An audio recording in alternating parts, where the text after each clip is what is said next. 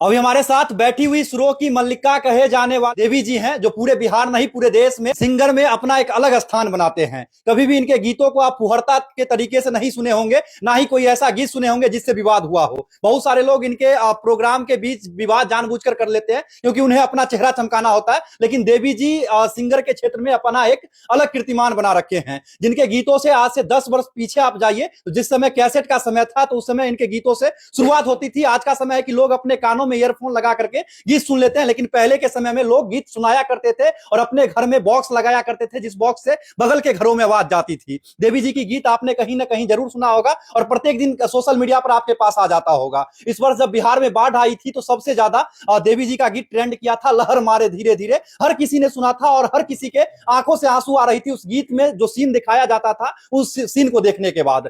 सबसे पहले आपका स्वागत है समस्तीपुर में। थैंक यू सो मच, आपने इतना अच्छा इंट्रोडक्शन दिया, इसके लिए दिल से शुक्रिया। कैसी हैं आप? मैं अच्छी हूँ। अच्छा, आप भोजपुरी क्षेत्र की रहने वाली हैं और मिथिला की धरती पर आई हैं, कैसा लगता है इधर आके? बहुत अच्छा लगता है, और मैं बताऊं कि मिथिलांचल में मेरे शोज बहुत ज्यादा होते हैं जी। और मिथिला की धरती जो है वो अपने आप में एक बहुत ही समृद्ध धरती रही है। इसी धरती पे विद्यापति जी का जन्म हुआ है और मैं विद्यापति जी को बहुत मानती हूँ। मैंने उनके गाने भी गाए हैं, अगर आप देखेंगे तो मैंने एक सीरीज गाया है विद्यापति के सदाबहार गीत, वो यूट्यूब पे भी अवेलेबल है, उसको भी लोग सुन सकते हैं। जी। तो ये धरती, और ये धरती तो स्वागत की धरती है, लोग बड़ा खुले दिल से आपका स्वागत करते हैं। जी। और यहाँ की कुछ चीजें तो बहुत ही ज्यादा फेमस है, जैसे कि मखाना पूरे वर्ल्ड में फेमस हो गया है और काफी एक्सपेंसिव प्राइस पे हर जगहों पे मिलता है। तो ये धरती तो बहुत ही मेरे लिए जिसको बोलेंगे मेरा सौभाग्य है कि ये धरती मुझे बार बार इन्वाइट करती है। माता सीता की धरती पर बार बार आने का मौका। माता सीता की धरती है, सबसे बड़ी बात तो माँ सीता की धरती है। जी। अच्छा देवी जी, आपने किस उम्र में गीत गाना शुरुआत किया था? क्योंकि आपका गीत जो है हर एक बिहार के लोग और देश के हर कोने तक के लोग सुने हुए हैं। देखिए, मैंने गाने की शुरुआत तो मैं 6 साल की उम्र से ही स्टेज पे गा रही हूँ। जब मैं 1 क्लास में पढ़ती थी जी, तो तब से ही मैं स्टेज शो कर रही हूँ। हमने आपके बारे में पढ़ा था कि जब आप गीत गाना शुरुआत की थी, तो आपके पिताजी आपके शब्दों का चयन करते थे कि इस शब्द को गीत में लाना है नहीं लाना है। हमने गूगल पे पढ़ा है। जी हाँ, मेरे पिताजी का बहुत ज्यादा हस्तक्षेप रहा मेरी जिंदगी में, क्योंकि जब आप छोटे होते हैं तो आपको पता नहीं होता है कि आप क्या गा रहे होते हैं, तो उस टाइम एक गाइडलाइन मिलना बहुत जरूरी होता है। तो मेरे पिताजी ने ही मेरे गानों का सिलेक्शन बचपन में किया करते थे। जी। लोग चाहते हैं कि हमारे बच्चे आईएएस बने, आईपीएस बने या बड़े पदाधिकारी बने, लेकिन आपके पेरेंट्स प्रोफेसर थे और प्रोफेसर की जो बेटी है वो गायिका बनी थी उस समय में, जिस समय में लड़कियों को रोका जाता था, घर से निकलने पर लड़कियों को टोका जाता था, विद्यालय जाने पर कि 8वीं के बाद 9वीं के बाद पढ़ाई नहीं करना है। देखिए, मेरे पिताजी काफी ओपन माइंडेड हैं और एक अच्छी जिंदगी कैसे जी जाए इस पे उन्होंने काफी फोकस किया है, क्योंकि कई बार बच्चे बहुत ज्यादा स्ट्रेस में रहते हैं और छोटी छोटी बातों को लेके आप देखेंगे कि बच्चे बहुत गलत कदम भी उठा लेते हैं। कई बार उन्हें इतना प्रेशर, पढ़ाई का भी प्रेशर दिया जाता है, तो कई बार आप सुने कि बच्चों ने आत्महत्या कर लिया, ये कर लिया। तो मेरे पिताजी हमेशा से ये चाहते थे कि बच्चे जो है, क्योंकि ये जीवन जो है बड़ा अमूल्य है, इसको कैसे अच्छे तरीके से जिया जाए, तो बच्चों को हमेशा उन्होंने बहुत ज्यादा फ्रीडम दिया। तो हम लोग काफी फ्री काइंड ऑफ एनवायरनमेंट में रहे हैं। और मेरे पिताजी का मानना है कि हर बच्चा जो है कुछ गुण लेके पैदा होता है, उसको आप सिर्फ हल्का हल्का सपोर्ट करते रहेंगे तो अपने आप वो खिलेगा। जैसे कोई कली है अपने आप खिल जाता है, उसी से खाद पानी मिलना चाहिए बस। उसी तरह से मेरे पिताजी ने बहुत ज्यादा, ना तो मुझे बहुत ज्यादा सीख दी या फिर बहुत ज्यादा कि नहीं तुम ऐसा करो वैसा करो, उन्होंने बस हमें हल्का हल्का सपोर्ट किया और जो चीज हम लोग करना चाहते थे उसमें उन्होंने पूरा हमें सपोर्ट दिया। बिहार के धरती से लेके विदेश तक आपने अपना पहचान बनाया, इतना बड़ा पहचान का श्रेय किसको जाता है? देखिए, ये तो मैं यही बोलूंगी कि मेरी ऑडियंस ने भी मुझे काफी सपोर्ट किया है। लोग मुझे बहुत दिल से चाहते हैं, उनका भी मुझे प्यार बहुत मिला है, और बाकी मेरे माता पिता का जो सपोर्ट है वो भी काफी मायने रखता है, मेरे फ्रेंड्स हैं उन लोगों का। तो आई थिंक इसमें मेरी ऑडियंस, मेरे माता पिता, मेरे जो फ्रेंड्स हैं उनका सहयोग, मतलब सबको श्रेय थोड़ा थोड़ा जाता है। ऑफ कोर्स, देखिए कोई भी चीज तो टीम वर्क होता है।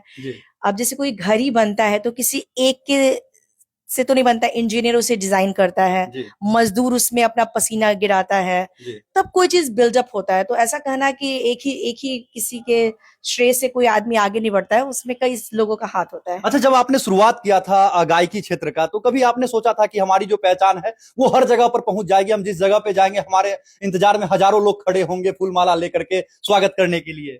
नहीं, ऐसा सोचा तो नहीं था, बस म्यूजिक पसंद था और मैं गाती थी, और बस मैं गाती हूँ, लोगों को अच्छा लगता है, उसके बाद लोग हमारे फैन हो जाते हैं, हमारे दीवाने हो जाते हैं, तो बस ऐसा ही है। जैसे आपके सब फैन हो जाते हैं, आपके दीवाने हो जाते हैं, देवी किनके फैन है, किनके दीवाने हैं, कौन से गायक के या गायकी की? देख, कुछ सिंगर्स मुझे बहुत ही अच्छे लगते हैं। अगर बिहार की बात करें तो भिखारी ठाकुर जी की मैं बहुत ज्यादा फैन हूँ। उनकी जो रचनाएं हैं वो बहुत ही उत्कृष्ट हैं। उन्होंने समाज की सारी कुरीतियों को आगे लाने का काम किया। अगर सिंगिंग की बात करें तो एक पाकिस्तानी सिंगर है रेशमा जी, वो भी मुझे बहुत अच्छी लगती है। उनका एक गाना है लंबी जुदाई, वो उसको मैं बहुत सुनती। एक मुन्नी बेगम एक सिंगर है, वो भी गजल वगैरह गाती, उनकी मैं फैन हूँ।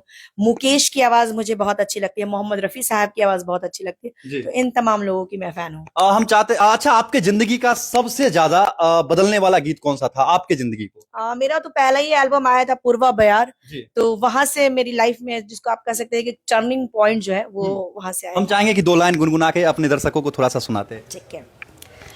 बही के पुरवारामा बह गईल पाछुआ सजनवा रे, बहे के पुरवारामा बह गईल पाछुआ सजनवा रे, बह गईल शीतल बेयर मोर सजनवा रे, बह गईल शीतल बेयर। सावन में बदरा बरसे से जिया डासावे रामा, सावन में बदरा बरसे से जिया डासावे सजनवा रे, लग गईल रतिया जे नींद मोर सजनवा रे, लग गईल रतिया जे नींद। वाह! जब बिहार में बाढ़ आई थी, सहरसा मधेपुरा की तरफ जब पानी बढ़ी थी, तो उस समय भागलपुर में भी जो घर गिरा था, बहुत सारे जगहों पे सिर्फ आपका ही गीत चल रहा था। लहर मारे धीरे धीरे, हम चाहते कि 2 लाइन हो जाता आपके बाद फिर से।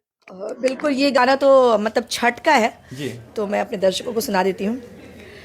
उगी न हे दीनानाथ केरवा के पतिया, उगी न हे दीनानाथ केरवा के पतिया, अर्घ मोरा ले ली, अर्घ मोरा ले ली, खोली न पलक कारी सागरो अंजुरिया, खोली न पलक कारी सागरो अंजुरिया, अर्घ मोरा ले ली, अर्घ मोरा ले ली।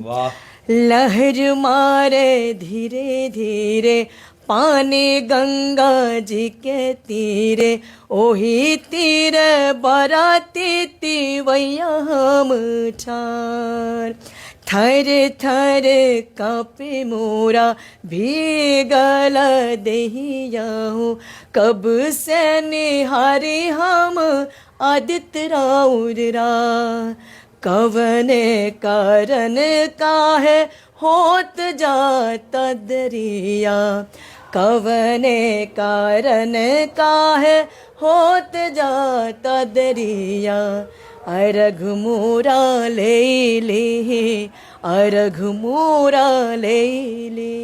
हमें लगता है कि अगर आप गीत गाएं, सिर्फ ताली बजा दे, तो आपको म्यूजिशियन टीम की आवश्यकता नहीं पड़ेगी। Thank you so much, thank you. इतना बहुमूल्य समय दिए इसके लिए आपका बहुत बहुत धन्यवाद। शुक्रिया।